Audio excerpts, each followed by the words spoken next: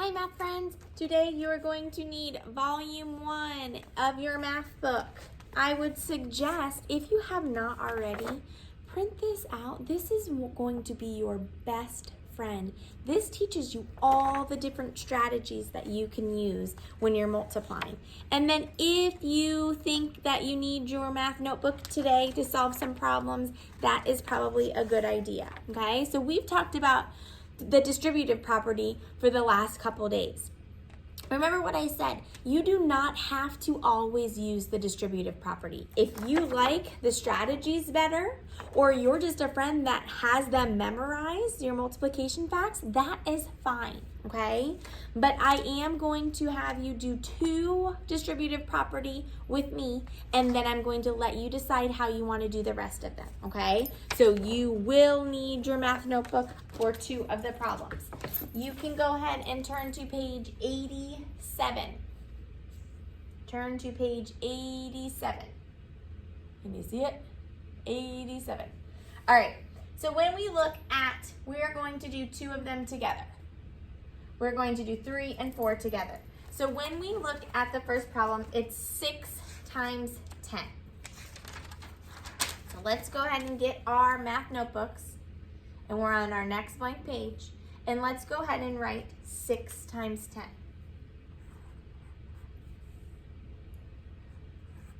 Now, tens are pretty easy. I might not even need to draw my array, because do you remember what we can add when we have a 10? Remember what we do? We always bring over the other number, whatever it is. In this case, it's a 6. And then what do we add? We add who?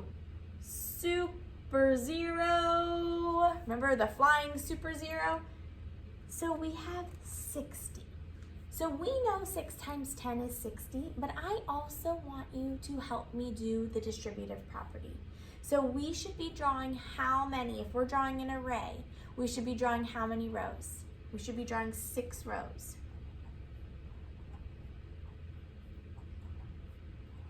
And on each row, there should be how many? 10, right?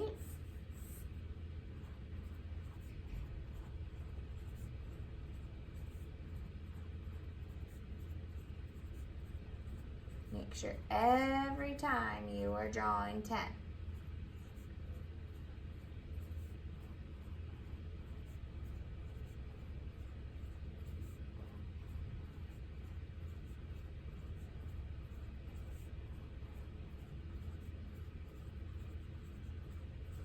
So what number are we going to break apart? We're going to break apart the 6, remember? Get my highlighter. We're going to break apart the 6. Well, what facts are we good at? What facts do we know right away that maybe could add up to 6? Well, I like 5s. And I know 5 plus 1 is 6. So could I cut my array that way? I could cut my array so that I have 5 groups of 10 and 1 group of 10.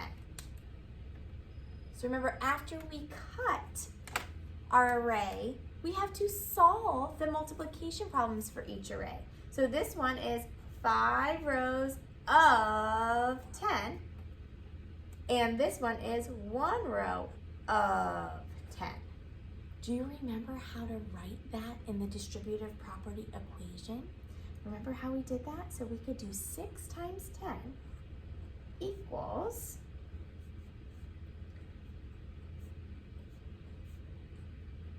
remember how it kind of looks like that? And then we can plug it in. 5 times 10 and 1 times 10. So then we have to solve the multiplication, and then our last step is to add them. All right, 5 groups of 10. Well, I can add my super zero over, and I have 50. And I know anything times 1 is the other number. So 1 times 10 is 10. And when I add 50 plus 10 together, I get 60. So see how I've used two different strategies.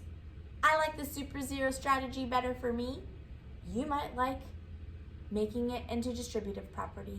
It is up to you, okay? I just want you to be able to know how to do all of them, and then you pick the one that you like the best, the one you feel the most comfortable in. So that was question number 3 on our workbook page. We're also going to do question number 4. Question number 4 was 7 times 6. Okay, so let's go ahead and write that one. 7 times 6.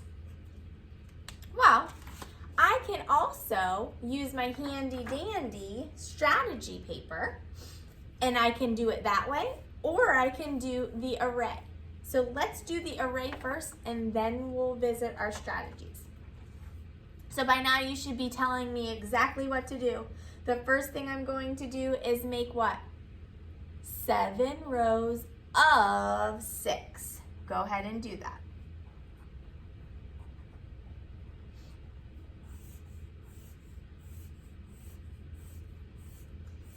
Okay, I've got my 7 rows. On each row, I should have 1, 2, 3, 4, 5, 6.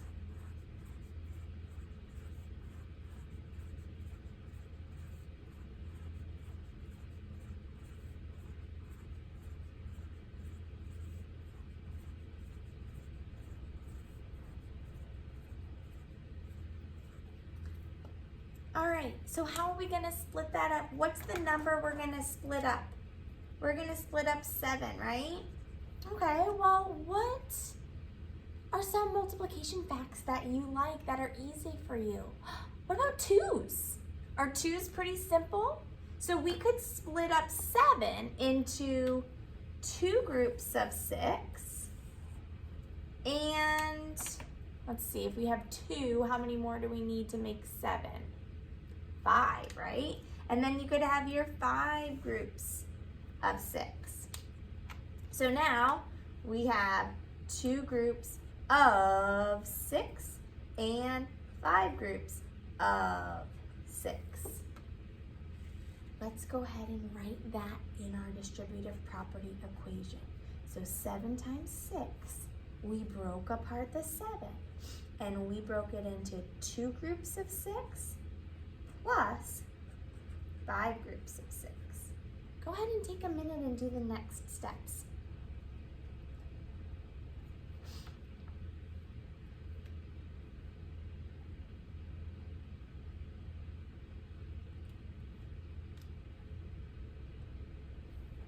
All right, so you have 2 times 6 equals what? Well, if it's times 2, we just double the other number. 6 plus 6 is 12. Plus 5 times 6. Well, you're just counting by 6 times. 5, 10, 15, 20, 25, 30. Okay, so then we're going to add 30 plus 12, and you should have gotten 42. All right, so that is one way. Or if you want to use your strategies, we have a 7 and we have a 6. So you could use either of these strategies to help you. Look at the 6 strategy. Multiply by 5 and then add a group. Or if you have 7s, you can multiply by 5 and add a double. Okay, so let's look. So if we have 7 times 6, let's do the 6 trick. The 6 trick said to multiply by 5. So I'm going to multiply my 6 by 5. And we should know that pretty quickly because we just did it. 6 times 5 equals what? 30. And then they want you to double. So you're going to add 30.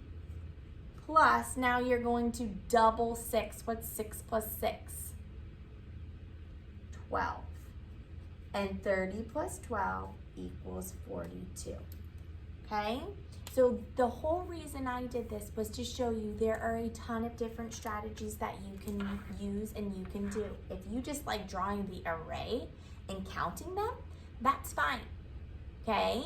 If you like memorizing them, that's awesome. If you like doing the strategy trick, great. If you like breaking it apart into two smaller multiplication problems that are easy for you, that is fabulous too. All right? So think about the strategies that you like the best. We already did 3 and 4. You do not need to do those ones. Okay? You need to do 5, 6, 7, 8. You're going to do all of the problems down here. So 9 through 16. Any way you want. Any strategy that works for you. And then you are going to do, no discussion post today. You are going to do the odd problems on the back. So you have 17. You have 19. You have 21. And you have 23. No discussion post today. Have mom and dad check this, and then I would suggest getting some flashcards or making some flashcards and start practicing your multiplication, because you're going to have to remember all of them eventually. All right? Have fun. Good job. Talk to you later. Bye.